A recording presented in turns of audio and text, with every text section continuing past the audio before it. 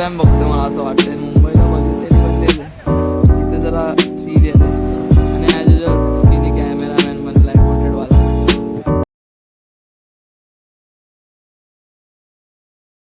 बोललोय final destination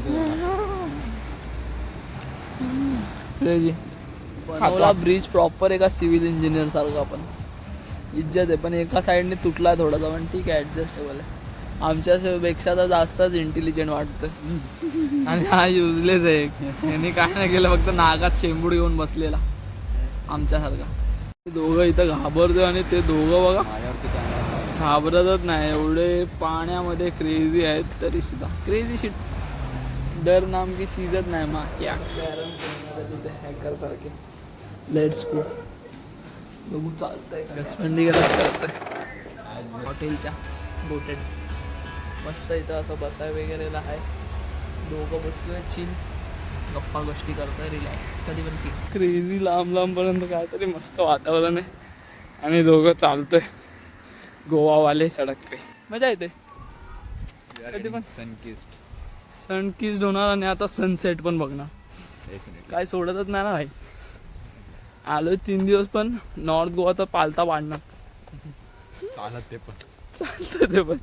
no scooty, no rental, nothing.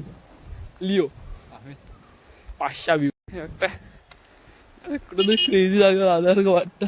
येले मोर spotted. डोळे होतो शेर जैसे. पिसाला नाही खोलणार का लांडोर आहे काय समजत नाही, पण पळाला तर आपला बघून पळून पळाला पण होता गोटेड काय तरी बघा चाललाय. पिसाला खोलताना बघायचं रे, मला वाटतं सकाळी दिसून जाईल. पैसा छंबव झालाय. माय गॉड.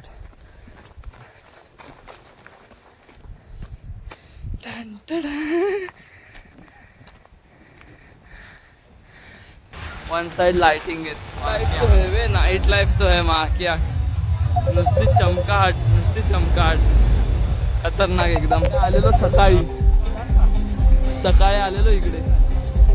आता फुल वाईब आहे माँ की आग फुल.